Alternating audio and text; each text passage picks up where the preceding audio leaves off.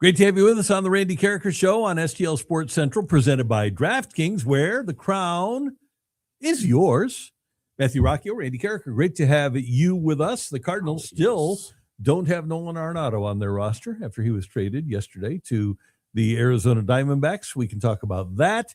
That's one of the things we're going to talk about. One of the reasons that Arenado didn't perform as well for the Cardinals as he had previously is that the ballpark became extremely difficult to hit home runs in. The more Ballpark Village grew up, the more difficult it has become to hit home runs. And right now, a ballpark that used to be pretty neutral for hitters and pitchers is decidedly in favor of the pitcher against the home run hitter. And the reason that I bring this up, Matthew, is, as you mentioned to me, the Royals are going to move the walls in at Kauffman Stadium, 8 to 10 feet. They're still going to have the same dimension in center field, but the power alleys and the lines are going to be shorter. They're going to lower the wall by about 1.5 feet.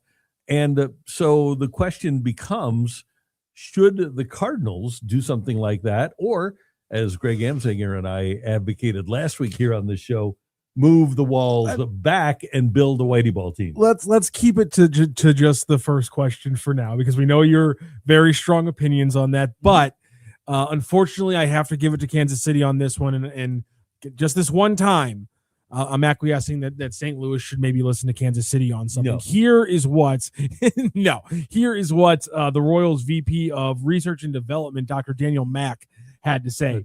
Making this a fairer ballpark will help with roster construction. But more importantly, will allow our players to keep the same approach regardless of where we play. Our approach was carefully considered to account for as many factors as possible. We believe this will ultimately reduce the constraints within Kauffman Stadium. Right out of the bat, it's a competitive issue that helps with roster construction.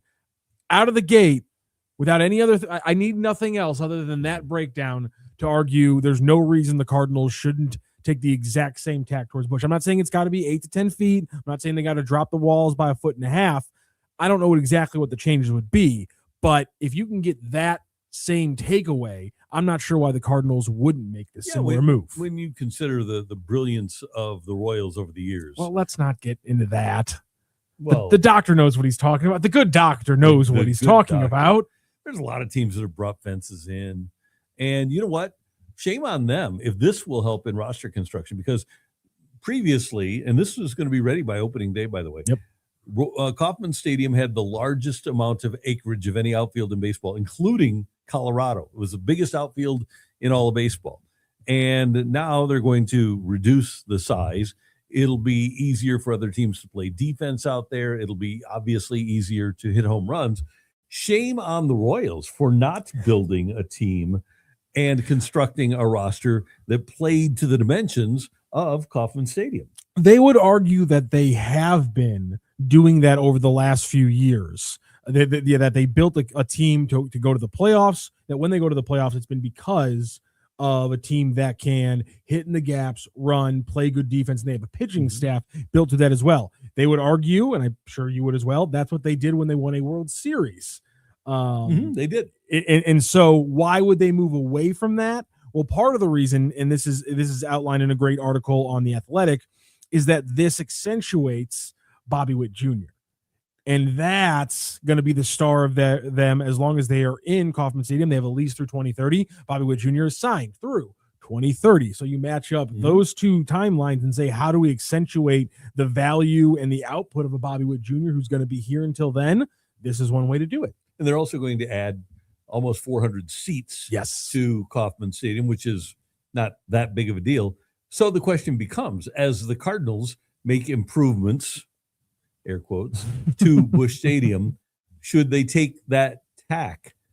And will that tack, if they take it, help considerably in terms of winning or not winning baseball games? Obviously, Albert said when he came back in 2022 that it was a lot harder to hit home runs here than it was before he left, which coincides with the time the Ballpark Village was built. Goldie had trouble hitting home runs here. Even Tyler O'Neill had trouble hitting home runs here. And obviously Arenado had trouble hitting home runs here at Busch Stadium. So if you want to spend a bunch of money on home run hitters, then by all means, bring the fences in. But if you're going to bring them in, why not bring them in 25 feet? Why stop at 8 or 10? Because then you can't sign pitchers. They're developing pitchers. Well, You that's go a with fair young point, but at some point you're probably going to have to sign a starter at some point The Cardinals to fill things out. Believe me, the Cardinals are not. There will not be a scenario with this ownership in which the Cardinals spend $35 to $45 million a year on a pitcher. Yeah, but if they sign another Sonny Gray level contract, you'd like that guy to not. He's not going to be that terrified. Yeah, at that point, once we get to that point where a $75 million contract over 3 years, he's going to be Sonny Gray. Yeah, but you're going to need to sign him. In 2 or 3 years, if they're competing, they're probably going to need to sign one of those guys for the third spot in the lineup or the third spot in the rotation. Excuse me. Oh no, they got plenty of guys. You'd think so, but like you said, always need more pitching. Skyboy says DeWitt should invest in artificial airflow systems that blow out when we are hitting. Yeah, get the Twins guy. Yeah, the old Metrodome guy. That'd be a good call. I like that a lot. That'd be a good investment.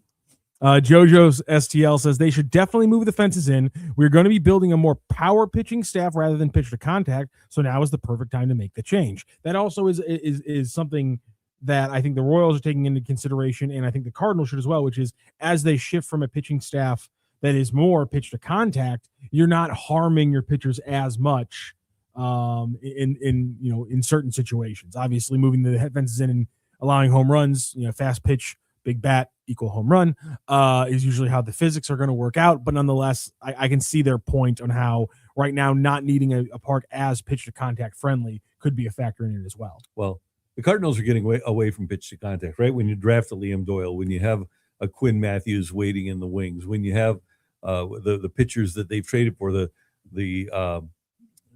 two young kids, Brandon Clark from Boston and then the other kid, they seem to be getting more into the power swing and miss game and getting away from pitch to contact here in St. Louis. Exactly. And so I think maybe that could line up that you don't need a park as friendly to just getting a lot of ground balls and playing a lot of defense. If nobody's going to get hits off your pitchers. Then, doesn't really matter what the park is. Right. There you go. Space Magic Storm says Great American Small Park in STL soon. There's no need to go that far. And honestly, you can argue, if you want to argue, deep analytics on this one, the park factor for Busch Stadium was just 100 this year, which means it was pretty much dead average. Mm-hmm. Whereas Kauffman had the second worst park factor in Major League Baseball. So it is a little bit different. If you look at the overall dimensions of Busch Stadium, they're not as extreme as some of the other parks. But when you talk about average fence length, the Cardinals are, I think, the fourth largest field in baseball. So the park factor, the second biggest. No, let's not. Let's not go that far here. After Colorado's got outrageous dimensions, do they not? Yes, and they're obviously trying to account for the thin air there that everything flies out. Yeah, they also have their humidor. Yeah, they're Colorado's gargantuan compared to everybody else. 415 to center there. They're playing 350 to right, 347 to left, 390 to left center, 375 to right center. So that's what we need to have there. It would be. And then AstroTurf. What happens? What slugger is ever going to sign for the team if that's the case? You aren't building a team for sluggers. But you trade for sluggers. But the game is going towards sluggers. Well, so you really think the Cardinals are going to sign a slugger? Like, are they going to sign somebody to a Juan Soto type contract? No, but they could sign somebody to what eventually Cody Bellinger gets this offseason. They could probably sign somebody to that contract down the road. So if he gets $35 million a year over 6, is maybe over 4. Yeah, I don't think the Cardinals. They'll give somebody 4 for 120 at some point. Who's going to sign for 4 years? That's fair. But I think there will be a time where we see them at least and especially if you have all the. What makes you think we haven't seen it? Well, there's no reason. There's no need for them to do it now. But even when they were at their best, they never did. Do you count trading for a guy and then signing to that extension? Does that count? 130? Yeah. Yeah. That's the same thing though. I mean, trading for a slugger and then signing him to that extension. Too. But there is going. If the Cardinals are ever going to compete again in 2028 to 2030 window, I think we can all agree that at some point they're going to have to pay either a hitter or a pitcher who's not in the organization right now $25 million to do that job. $25 million is different than 40 or 45 million. Well, we were saying 30.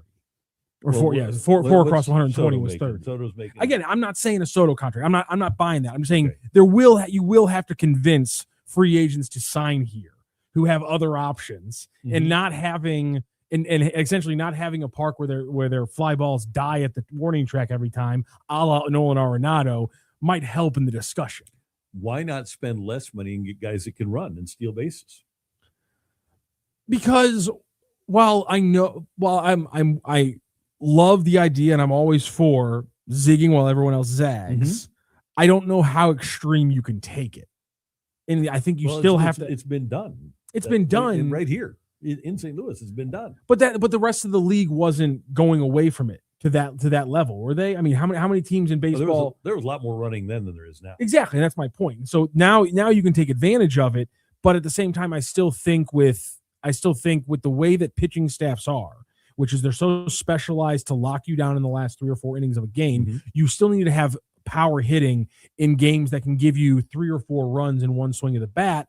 Else the math just isn't going to. The math tells me that you're not going to be as good of as consistently winning of a baseball team, because teams will shut out small ball teams more often than not in the last 4 innings because of the way that specialized pitching has changed in baseball over the last 20 years. And so getting runs sometimes just comes to getting one swing of the bat. And if you don't have that in your lineup at any point, I think it puts a cap on what you can do. See, I would argue that if you get guys that can put their bat on the ball, that speed doesn't go into a slump, and that it's actually easier to get on base, steal second, move a runner over. But they got to get on base.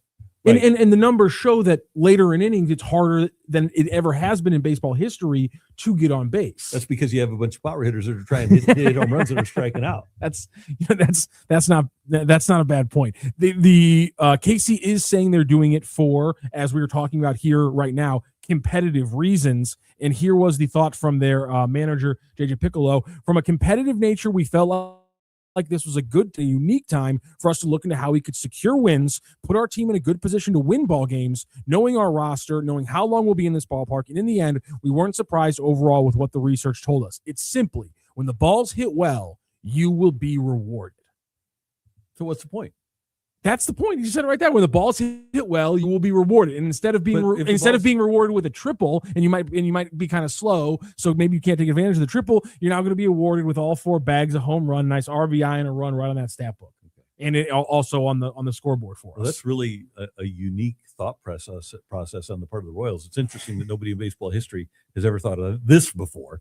I mean but they've checked out the numbers. It'll take Vinny Pasquantino from it would have the 32 home run season he had this year. If you overlay it where the balls that he was hitting at Kauffman this season, I think he goes from a 32 home run player to a 40 home run player. That they can't afford to keep.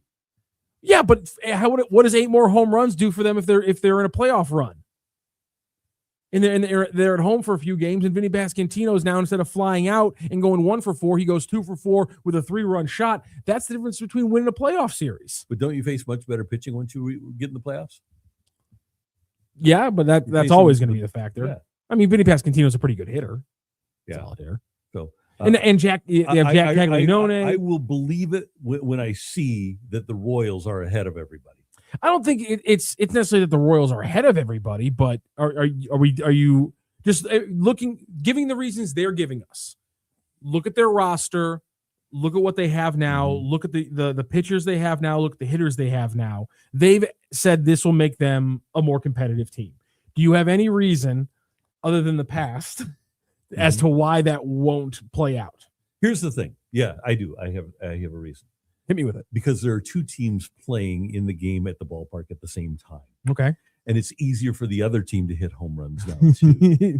But they have a pitching staff they have a pretty good pitching staff. They've invested a lot into a lot of starting pitching and a deep pitching staff Seth that is Lugo, better Michael than the Wacha, past. Cole Reagans, Kolek, Bubich might be there. So Noah Cameron. So when the Yankees come in there with Cole and Rodon and that gang, when the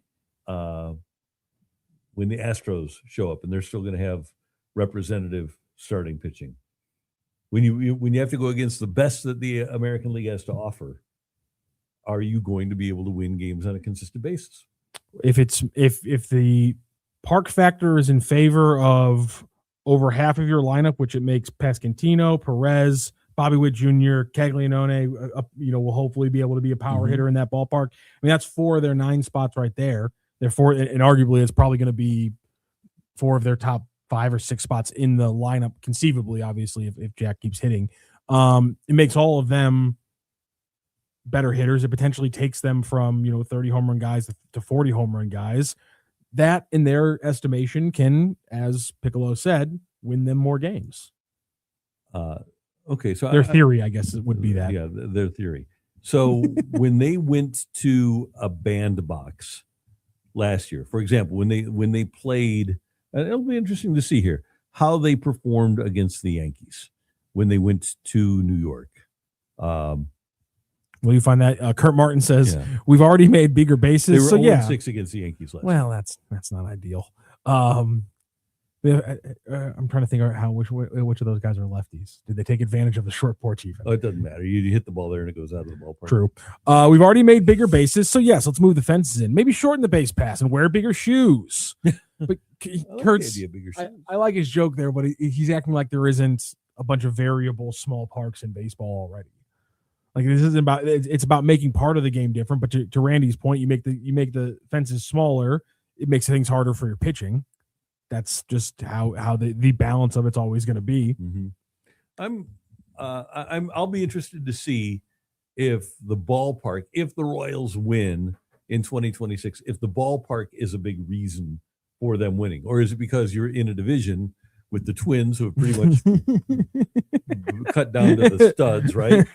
You got the Guardians who have one really good player, but the Cardinals have taken a couple of their really good young pitchers, apparently. And then you've got the White Sox who are not very good, and then you got the Tigers. So you got one team to beat, really. That does certainly help things. At the same time, the Cardinals have been in some pretty weak Central divisions as well. Love the Central divisions in baseball, always so historically strong. Craig Lewis, allegedly, Whitey himself started bringing in the Busch 2 walls the winter he was signed. After 2 months, he realized it was easier to reshape the team. Yeah, I never heard that. I'd love to get some confirmation on that. That's fascinating. Yeah. Interesting. Skyboy pointing out they have data to show how many more home runs bringing the fence in will create. To Randy's point, I think he would say, have they done the math on their pitchers yet? Yeah. How many times did Noah Cameron get a fly out to left field that won't be a fly out anymore? Yeah, that's a good question. It's part of the game. I'm intrigued to see. Because what they're trying to do is make it more fair. But I'm intrigued to see how this all plays out because, like we said, Vinny Pasquantino, who is a really good hitter, if he's a 40 home run guy rather than a 32 home run guy, he's perceived completely differently. And he's going to arbitration with them this year. That's a really interesting point. He's going to be perceived completely differently by baseball as a 40 home run guy rather than a 32 home run. I didn't think of that's honestly one factor that no one had talked about. And honestly, it was funny that you said that because he had a tweet that he actually has since deleted. I heard that, but I don't know about arbitration. And yes, and so the tweet was about this topic. He sent a really long tweet. The funny thing was, though, he was sending it because he sent it and then he talked about how I gotta go into a room now and hear about how terrible I am. Yeah, because Vinny Pasquantino is filed for a $500,000 higher salary than the Royals. So it's funny you're making that joke as he's literally talking about how this arbitration system, always makes you feel like crap.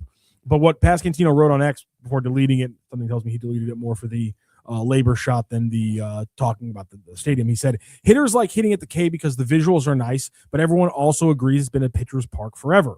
What this means is you can't hit cheap homers. That's literally all a hitter is saying. That a pitcher's park is whether it's a pitcher's park or a hitter's park. But the data firmly supports it being a hitter's paradise because you can get more singles, doubles, and triples. Will the park factor actually go down if it's more of a neutral park because there will be less triples even if there's an uptick in home runs? That was Pasquantino's take on it. The funny thing was Brent Rooker in the response said, when do you ever have to worry about hitting triples?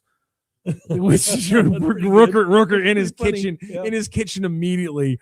But to his point, I'm surprised that Pasquantino, he didn't even mention that he'd have 4 more, that he'd have 8 more home runs, which I kind of was fascinated that he didn't see that perspective about it at all. And he referred to it as a hitter's paradise. And, to your point, to JoJo's point right now in the chat, move him back, more singles, more doubles, more triples, and inside the Parkers, please incentivize contact and speed. If you are the Cardinals right now with Victor Scott II, you do everything you can to get him to get his bat on the ball. Walker, large, is a good athlete. Mason Wynn is a good athlete. Weatherholt is a good athlete.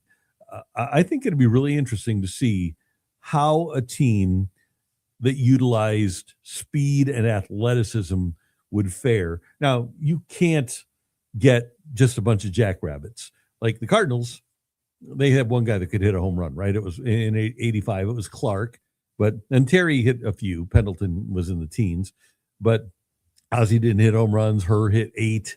And then in the outfield, Andy didn't hit a ton of home runs. Willie, he drove in 82, but he didn't hit home runs. And then obviously Vince wasn't hitting home runs, and the catchers weren't hitting anything in 1985. But if you could get young players, and this is the biggest difference between now and 1985, is players at that point were willing to literally sacrifice, right? They were willing to bunt. They were willing to not hit home runs, and they were willing to steal bases and play a team game. In 2025, 2026, players don't want to learn how to bunt, and many don't know how to bunt, and they don't utilize their speed. I've told you before, the Cardinals would meet with Victor Scott after almost every game last year and say, hey, you kind of left, even though he stole, 34 bases, you left some stolen bases out there on the field. I think that right now, even when you have, and I'm using maybe unfairly Victor Scott as an example, but Victor Scott, I still think, would rather hit a home run, maybe hit 10, 12, 14, because you get paid for home runs. You don't get paid for stolen bases. So if you hit 5 home runs and steal 80 bases, you aren't going to make as much money as if you hit 15 home runs and steal 30 bases. Yeah, I think you're 100% right. And listen, as we're talking about the arbitration stuff, that's what agents, probably the conversation that agents are having with players. Listen, this slash line and these counting stats versus this one's going to get you 500 more. This one's going to make the judge rule for you if we put it in. That's the reality they have to look at. Again, it sucks that sports are a business, but unfortunately money makes the world go around. Did you ever hear the story, by the way, about Carlos Correa going to the Astros front office when they were really analytically inclined? Not that they aren't now, but it was the residue of the Jeff Luhnow group. And Correa went to them and asked, hey, what do you look for in a player? What does a player have to do to get paid? So they took him through all of it. He was genuinely curious. They took him through all of it. He applied everything, and then he wound up getting the offer of $305 million from the Giants. That was it was invalidated because he failed their physical, and he still made a ton of money, but he did everything analytically that they were looking for, and it worked for him.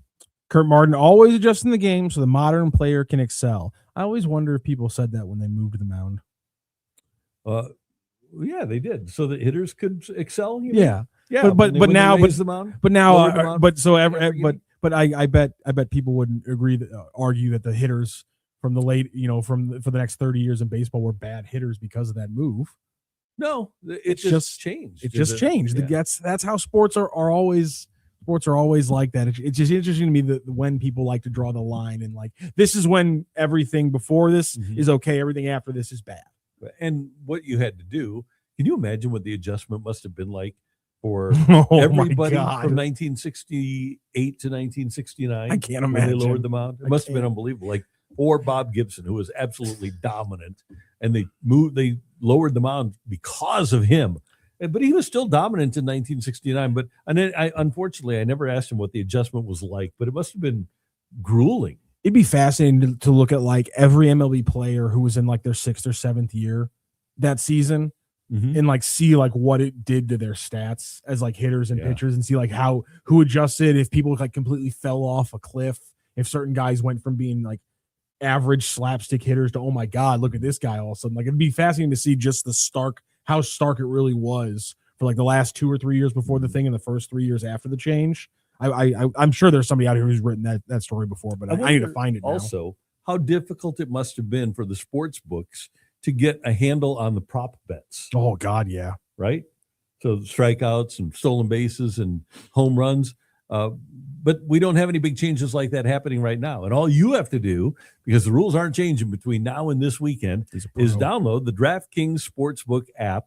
And DraftKings is going to make you have a lot of fun this weekend with the NFL action. They have your back with early exit protection. And if the player in your eligible NFL prop bet goes down at any point in the first half, you'll still get paid in cash. Happened last week with George Kittle, and you can still get paid. So, for example, when you bet on, well, let's say Matthew Stafford to throw 3 touchdowns in the 12-degree temperatures, and Sweat sacks him and tears up his knee and he has to leave the game in the first half, you're still going to get your money even though Matthew Stafford got hurt in that loss to the Bears. So keep that in mind as you download the DraftKings Sportsbook app and use the code STL Sports to bet on all the games this weekend. That's code STL Sports to turn $5 into $300 in bonus bets if your bet wins. In partnership with DraftKings, the crown is yours. Gambling problem? Call 1-800-GAMBLER. New York, call 877-8-HOPE-NY or text HOPE-NY. Connecticut, call 888-789-7777 or call ccbg.org. On behalf of Boot Hill Casino in Kansas, wager tax pass-through may apply in Illinois. 21 plus in most states. Void in Ontario. Restrictions apply. Bet must win to receive bonus bets which expire in 7 days. Minimum odds required. For additional terms and responsible gaming resources, call dkng.co/audio. Limited time offer. All right, chat is active and killing it, so let's rip through a good chunk of these for the next little chunk of the show. You mama, angle the walls in at the lines, leave center field alone, which is exactly what Kauffman Stadium is doing. We only sign guys who are past their prime anyway. We can help the 30-for-old years we sign pull homers down the line. That's a good breakdown. I like that, but it is essentially what Kauffman's doing. And if you, by the way, the only two sections I believe of Busch Stadium that are above average in distance are the right field gap and the left field line. Those are the two areas that are like longer than most places in baseball. Uh-huh. So I can see why that would have affected Arenado. No doubt about it. Because he says he is a pull hitter. He's a dead pull hitter. And that even when he hit the ball as well as he could, he had a lot of fly balls to the track. The Cardinals will never sign a Schwarber. The best we can hope for is another Musial or Pujols. Yeah, that's right. You're not wrong at all about that. And they have thought that they were going to have that guy in Oscar Taveras. They thought that they were going to have that guy in Jordan Walker so far, and it has not happened. But yeah, they're going to have to develop a guy and then keep him for the long term. And I think, Matthew, that this is the last time. Nolan Arenado, who forced his way to St. Louis, had an opt-out after his first year, didn't opt out, had an opt-out after his second year, didn't opt out, had a no trade, and invoked it in 2025 before the 2025 season. I think that Nolan Arenado will be the last player, at least in our lifetimes, to force his way to St. Louis and then make a concerted effort to stay in St. Louis. This is just not a destination place for players anymore because the team doesn't draw, the team doesn't win. I think that teams, especially now with the Dodgers doing what they're doing on the West Coast, if you're a great player, that's where you start. But there's so many other really attractive destinations for free agents. I don't think that, and everybody's making money. I don't think anybody's going to say, I want to go to St. Louis and I want to take less money to go there. Lou Macris says 100% Randy, speed. We could build a team with 7 or 8 sluggers. I say maybe 3 or 4. You need to take the extra base and steal bases. Yeah, and what you need are doubles OPS guys at third, in left field, and in right field, and hopefully they can run. If you can get an Andy Van Slyke type player who hit a bunch of doubles, had a good OPS, and could also run, that's a really nice player to have. Now, you want to have your jackrabbits up the middle, and you want to have enough speed and maybe even in left field so that you can have that leadoff hitter that's manufacturing a bunch of runs for you. But you're exactly right. Have 4 or 5 guys that can really run, and it's a benefit if they can really hit as well.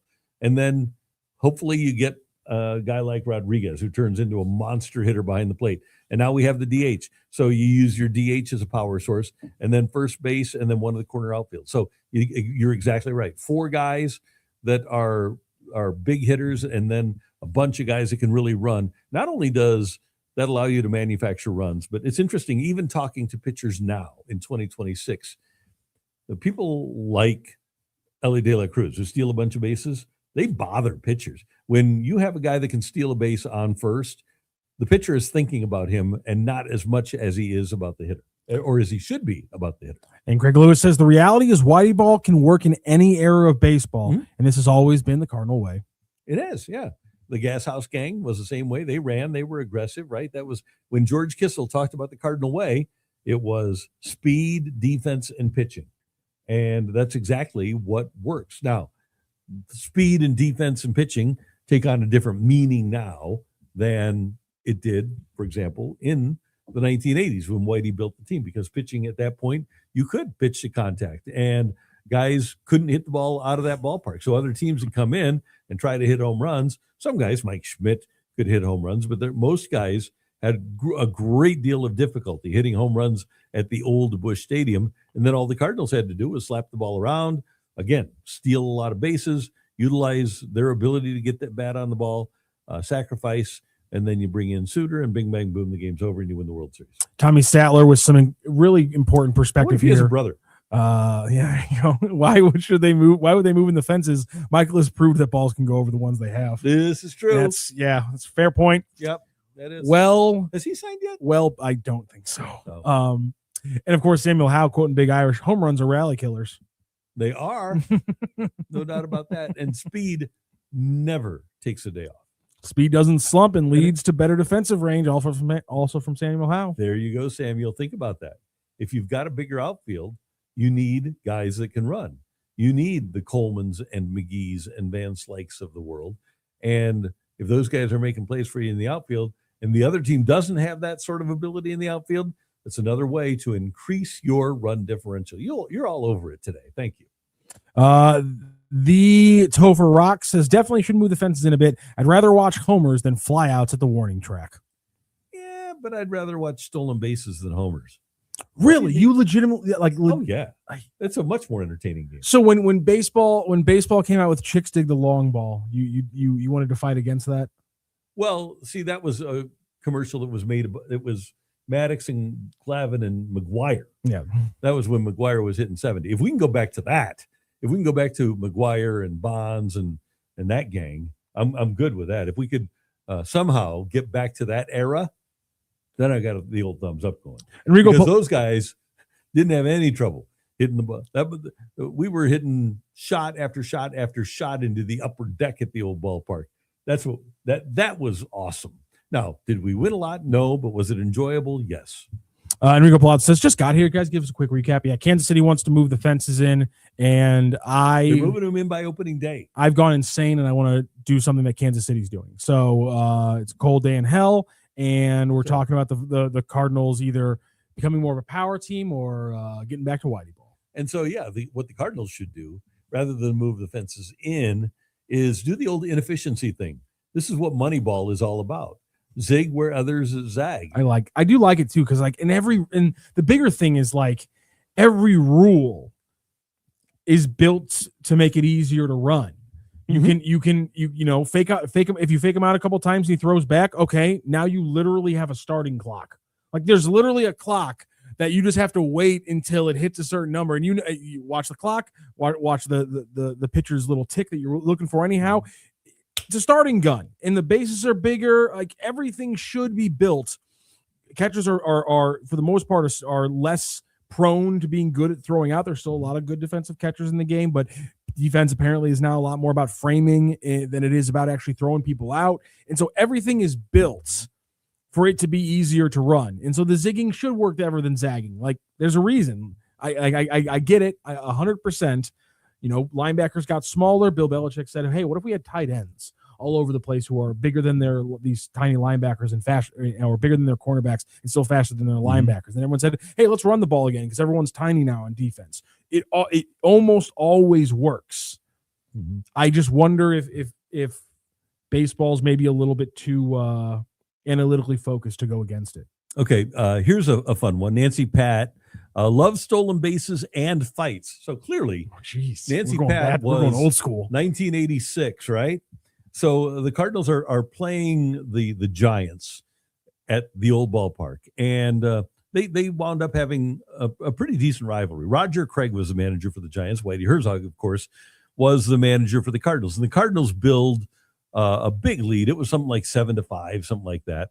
And the Cardinals, with a lead in like the sixth inning, they send Vince Coleman, and he steals a base, and the Giants get mad. And Roger Craig, their manager, starts jawing with Whitey Herzog. And at home plate, the two managers actually got into some fisticuffs. I love that. Had a little brouhaha. Cardinals were up 10-4. Here it is. Frank Williams brushed back Vince Coleman, and Bob Davidson warned Williams in both benches. On the next pitch, Williams hit Vince, and he was ejected. Both benches cleared, and that's when the fight started between Roger Craig and Whitey Herzog. Well, it turned into a brouhaha. Actually, Mike Krukow, his career basically ended that night because he fell on his shoulder in the fight at home plate. So the reason that they were mad is that the Cardinals had a 10-2 lead, and Vince Coleman stole second base. So that's why we had the fight. After the game, we're going back and forth. So we're media guys, and we're going and asking Roger Craig one question. He says something inflammatory. We go back to Whitey. Whitey says something inflammatory. We go back and forth. It was pretty fun. Ultimately, we got to a point because at the end of the game, the Giants sent the tying run to the plate. And Whitey said, look, if they promise to quit hitting home runs, we'll promise to quit stealing bases. And Roger Craig never did promise to quit hitting home runs. So the Cardinals, they used the base of their offense, the stolen base, and they kept playing. So it was a lot of fun. And so we had stolen bases and fights. Those were the days. Randy, at their absolute physical prime, you have to fight one of the two Roger Craigs. Which one do you take? Oh, I might be fighting the 49ers. Right? Yeah, I was saying, Roger Craig, the pitcher, 6'4", 200 pounds himself. Yeah. Roger Craig, 6 foot, 220 pounds. I mean, 6 foot, 6 here, half a dozen the other. But either way, having to fight a Roger Craig's not going to be a good day for you. The pitcher and manager, Roger Craig, when the old kerfuffle turned into a brouhaha, he was somebody that you did not want to be dealing with. I liked this that was a fun game. I liked this from Great One, who said, pitching defense in the 3-run homer, my Earl Weaver voice. Earl Weaver, yep. And he won a World Series with philosophy. I guess there's that aspect of it. Because when we talk about it, it was really boring baseball. That was the evolution, really, of 3 true outcomes, right? It's walk, strike out, or hit a home run. And I guess kind of, if we're just saying this from the Earl Wheel perspective, which is, can you win in baseball if you don't have? Yes, I under 100%. You got to get the 2 people on, mm-hmm.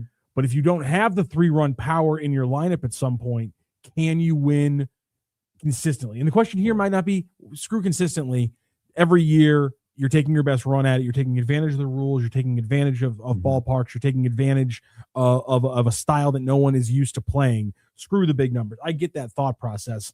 But I do see the other side of things of, if you never have the 3-run homer factor, does it put a cap? And there's a lot of discussion about that, right? But the fact of the matter is, Earl Weaver had Mike, he had Jim Palmer, Mike Cuellar, Dave McNally, Pat Dobson, right? He had 4 20-game winners on his staff. When you have a starting rotation like Earl Weaver had, it's much easier to win a game. You mama. Purists that get mad about changes to the game because, quote unquote, the players are not as good as they were, act like Boston didn't build a gigantic wall in left field because the guy was hitting homers against them. Yeah. The game is not going back. I was against the DH when it came in, and it is what it is now, and you just deal with it. I'm not a big fan of the 3 true outcomes. And by the way, a lot of people in baseball that build teams like that will tell you, hey, we didn't want the game to become boring either, but we're paid to win, and that's how we win. So even people in the sport, and Theo Epstein has apologized for it, say that we know that the sport is boring and things. Let's see if the Cardinals can be at the forefront. One final comment here. Excuse me. I like this perspective from Enrico Palazzo. There's a reason Terry Pendleton went from 11 home runs in Busch to 20-plus and an MVP in Atlanta. Mm-hmm. He had track power in Busch. Yeah, and that was a good ballpark to hit home runs in. That was before the 1996 Olympics in Atlanta. So they were playing it at Atlanta Fulton County Stadium.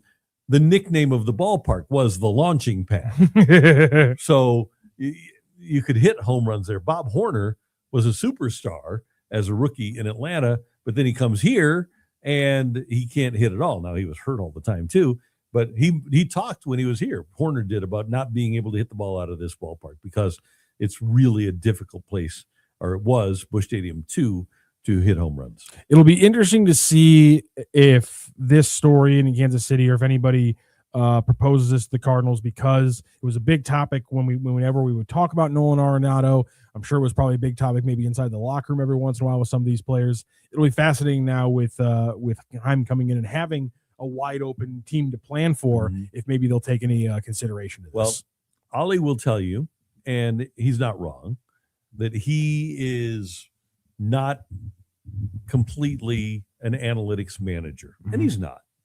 But I can tell you this. Chaim Bloom is an analytics POBO, and Rob Cerfolio is an analytics assistant GM. And throughout their system, they are talking about playing the margins because they don't have the money to compete with the Dodgers, and trying to do little things that other teams aren't doing to give them an opportunity to win.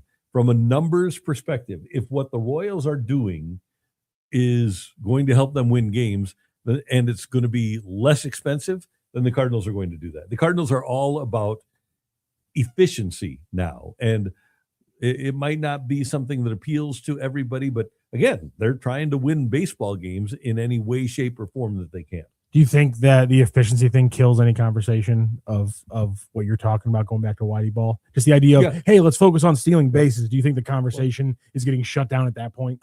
I'm not sure, because when you look at Eric Neander is the GM POBO of the Rays, and you would have thought, okay, well, they're a team that is stuck in the past, not the past, but in the present, in the three true outcomes. But they found out that they couldn't afford to get home runs. They can't afford home run hitters. So what do? They steal a bunch of bases and lead the major leagues in stolen bases. So I do think that there will be a place for smart teams that see an opening to utilize the fact that teams don't defend the run well anymore. The bigger bases allow you to steal more bases because there's less room between the bases now. I think those smart teams are going to recognize that, hey, here's an opening for us to do something because we can't spend a ton of money. I really like this from Enrico Palazzo. This is such a good way to view things. Regarding three true outcomes, I prefer young Marp to old Marp. Oh, yeah. If there's not a better example that you could show Cardinals fans and be like, which version of baseball do you like? And then put together what the game looked like in the season when Marp had the 55 doubles, and then put together a compilation of like Cardinals plays from the season when he had 36 home runs or whatever the number was. I think it might have been 36. I have a feeling a lot of people would agree with you and a lot of people that the year that Carpenter had 55 doubles was a much more fun version of baseball to watch. Yeah. And it was interesting to talk to Matt Carpenter 36 home runs about what happened to his game, because with Marp. So, and I had this conversation with him several times because I think that he was unfairly hammered by Cardinal fans who said, well, why can't you just take it the other way? Well, when Carpenter came up, and this is him talking, not me. So I asked him about it. I said, seems to me like the game that you were playing in 2013 is way different than the game you're playing in 2018. Am I right? He said, yeah. So in 2013, when he hit the 55 doubles, he said, I could count on a guy throwing a 94 sinker low and away. And I could just serve that into left, and I could get a double out of it. I could hit it the other way. He said, but a couple of things happened between 2013 and 2018. Number one, the shift came into play more and more and more. And that was effective not only against Matt Carpenter, but against David Ortiz and against Adrian Gonzalez. There were multiple hitters that were affected by the shift. The other thing, though, for him, and the bigger thing was, rather than the 94 low and away, in that 5-year period from 13 to 18 is when we started to see the max effort pitchers throwing 98, 99, 100. So rather than seeing a sinker 94 down and away that he could go out and boom, shoot into left, now it's 98 in on the hands. How do you hit that the other way? You don't. There's only one thing you can try to do. If you've got 98, 99 on the inside part, you've got to try to pull that ball and try to get it into right field and hopefully over the fence. There's no way that you get a pitch it in on your hands that you can hit the other way. It's just physically impossible. And that's what happened to Matt. So it wasn't the 2013 Carpenter versus the 2018. 2017 is when he hit the 36, right? No, you had it. You hit it right on the head both times. So good job, Randy. So it wasn't Matt Carpenter that changed. It was the sport that changed. Exactly. Right? He was the same guy, but he just didn't have the tools, the wherewithal, because of where the pitch was, to be able to take it the other way. I didn't think about that. I really did enjoy watching baseball a lot more in 2013 than I did in 2018. Oh man. Just since then. Like I watched a lot more just like casual baseball in 2013 than I do now. And it's probably just because, to you guys' point, the game probably isn't as much fun. And you, Mama, here. I don't know how there are not more steals with the 2 disengagement rule. Someone should be able to steal 100 bags. No doubt. Now, steals jumped across the league from 22 to 2023 by 500 or by 700 from 2,800 to 3,500. They went up to 3,600 in 2024 and then back down to 3,500 last year. So there are actually less steals in 2025 than there were in 2024. I'm with you, Mama. I'm surprised we haven't seen maybe not another precipitous jump to like 4,000, but I'm surprised things stalled out at like 3,500 over the last 3 years. I think you probably got a little bit of slide step back, and you probably got some teams in there, and like the Cardinals are an example. They're playing Pajes in large part to defend the running game. Yeah. And that's why, that's true. Like Herrera played a lot the year before, and what was he, 5 for 55 or 5 for 60 in throwing out base runners, is 6%. And then you have a guy like Pajes who's throwing out league average at about 24%. I think the Cardinals weren't the only team that decided, you know what, it's a good idea for us to defend the run. That's fair. We were talking about Chaim Bloom just a little bit earlier. I want to get some of the comments from his press conference yesterday. You guys can go back right here on our channel on STL Sports Central and listen to the full press conference from Chaim Bloom. But I thought there were some interesting things that I wanted to hit on here really quickly. The first one, probably the most important thing we're going to talk about. Chaim was asked about kind of the discussions with the front office about eating all this money this year and how things are lining up in their vision. And I thought it was an interesting download into the mindset going on in the Cardinals front office. Here's Chaim Bloom yesterday. And again, you can watch the full press conference right here on the STL Sports Central YouTube channel. Well, for the fact that the conversations with ownership, while everybody recognizes the gravity of that, especially for an organization that is not playing in an enormous market and not sitting on, one of the biggest revenues in baseball, certainly. But I'm grateful that has not been front and center in the conversations. My conversations with ownership have been very focused on getting deals done and amassing young talent. And that's the focus we've taken. Certainly, I've said it in the context of other deals. You never want to send money out the door that you could be spending on your own organization. But if, when you net everything out, it gets you to the best deal, it gets you to the best spot as an organization, then rationally it's something you should be willing to do. And I think everybody's been really clear-eyed and really supportive with respect to that. And for me, Matthew, this goes back to something that I know a lot of you don't agree with, but I know, and that is that Bill DeWitt wants to win.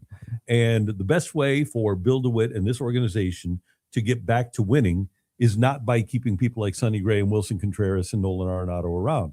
It's by giving young players an opportunity to get better and be better than those players will be in 2027 and 2028. If the only way to do that is to send money out the door, $20 million with Gray, $8 million with Arenado or with Contreras, $31 million or whatever it was with Nolan Arenado, those moves were made, those dollars were spent for the Cardinals to be better, for the Cardinals to try to win in 2027, 2028 and beyond, and be consistent. And I think one of the things, I was talking to Rick Horton about this today, because Rick Horton lived it with the 80s Cardinals. And I'm going back to the 80s because the Cardinals had a lot of success and they accomplished what I think Chaim would like to accomplish now. And I've had this conversation with him too.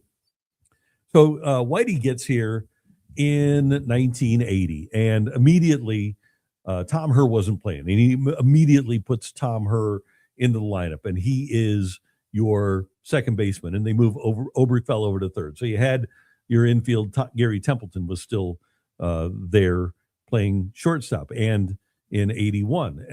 And then in 82, you bring up Willie McGee, and you've got two rookie pitchers in Dave LaPointe and John Stuper that are in your starting rotation for a world championship team. Jesus. And you've got a really nice group of young players. So you've got two rookie starters plus a rookie center fielder in 82. In 83, they used to have, I don't know if you're aware of this, kids, but they used to have a game. It was called the Hall of Fame game, and it was actually played in Cooperstown, and it was an American League team and a National League team. Cardinals played the Orioles in 1983.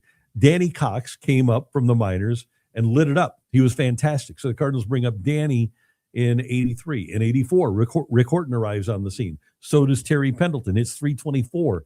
He's called the natural, and a big part of what the Cardinals did in 1985 when Vince Coleman came up earlier in the season, and Todd Worrell. So you've got those guys on hand, and Coleman wins 85 Rookie of the Year. Worrell wins 86 Rookie of the Year. In 87, you bring up Joe McGrain, and that's just a sampling of young players that the Cardinals brought up. But there was an impact guy, Matthew, every single year that came up to help the Cardinals win, at least one impact guy. And that's what you need to do now. The Cardinals have gone a lot of years in a row without bringing up young players. And that just wasn't philosophically their thing under Walt Jocketty and Tony La Russa. They traded their kids and they had veteran players, but they want to get back to what they have done for years and years and years, and that's developing young players. And they've done it to an extent. Lately, some things didn't work out. Reyes didn't work out. Flaherty didn't work out. Tommy Edman didn't work out. Obviously, Taveras died. So they've had some young talent. It just hasn't worked out. Now they're going to really commit themselves to bringing young impact players to the majors. And then you talk about going out and getting that hitter or that pitcher.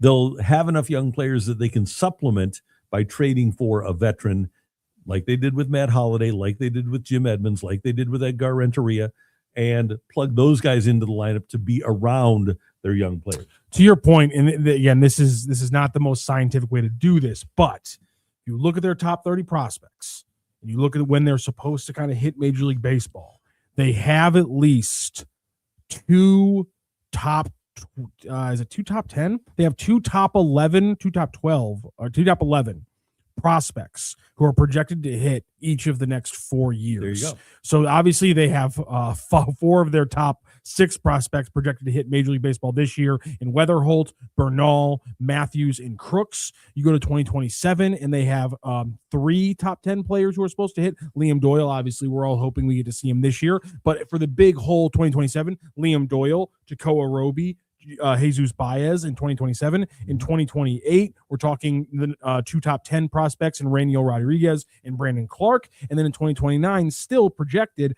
number 9 and number 11 in the system right now, Yoiker Fajardo and Yair Padilla. Those guys are both projected for 2029. So we're talking about right now, you look at the top 11 prospects on Major League Baseball, and at least 2 to 3 of those guys every year for the next 4 years are projected to hit. That, to your point, is using the farm system, building it the way it's supposed to be. Hopefully, those players continue to project, and we see at least one of those players each year hit the Cardinals and make an impact. All right, a couple more things we want to hit on. Number one, Ken Rosenthal reported, and you can find this, go to our socials and check it out, that the Padres were the second team that came in behind Arizona for the services of Nolan Arenado. They planned on having him play first base, and apparently the holdup was money. They didn't even want to pay him the $11 million that the Diamondbacks are paying him for the next 2 years.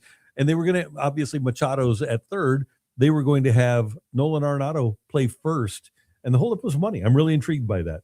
Yeah, I just don't understand what the thought process there is. They know more about baseball than we do. Fine, but 9% of Nolan Arenado's value is in his defense at third base. So I just, this seems like a little bit of sports coaches who are a little bit nerdy and passionate, getting a little bit, smartest guy in the room over their skis. What if I could do this? It's AJ Preller, right? When AJ Preller traded his best prospect, the number 3 prospect in baseball last year, so that he could get Mason Miller. He always makes weird trades. And by the way, San Diego's another tough place to hit home runs. That's really really tough ballpark. Petco is. And then the other thing that I want to touch on, and you're going to be there tonight, Billikens and Fordham. Bills have won 9 in a row. They're 15-1.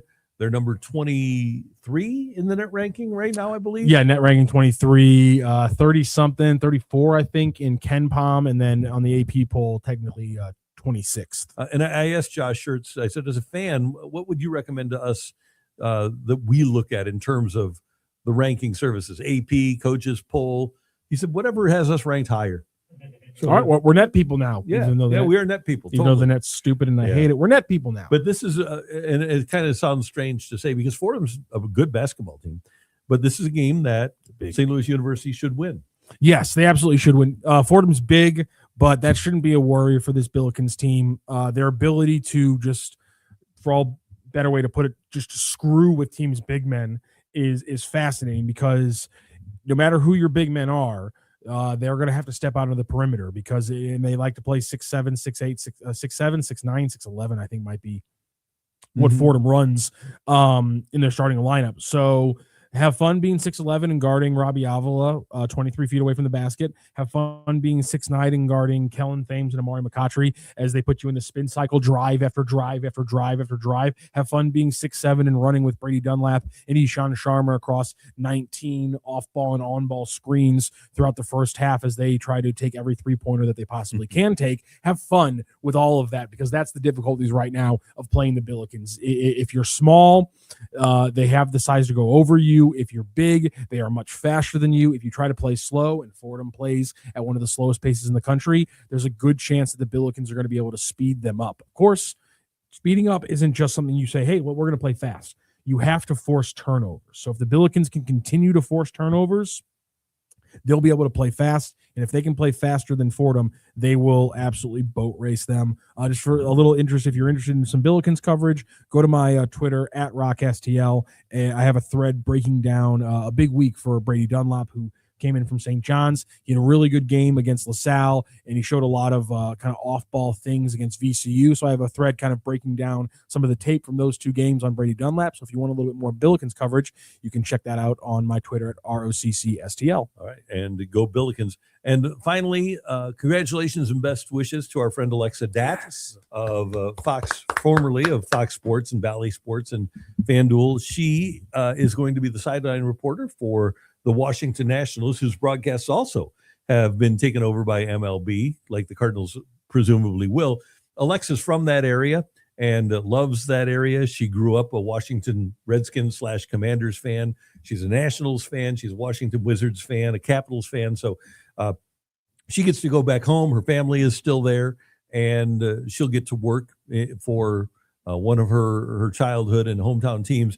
And she did great work here in St. Louis. She came here from MLB Network and did great work for a lot of years for the Cardinals and the Blues. And we just want to wish Alexa the very best in her future sideline reporting endeavor with Washington. Alexa's awesome. She would come in and guest co-host when you would be out sometimes. When we were doing the show with Brooke and Michelle on the radio, sometimes when one of them were out, she would come in and guest host. She was a fantastic guest host, so much fun to talk to on the air.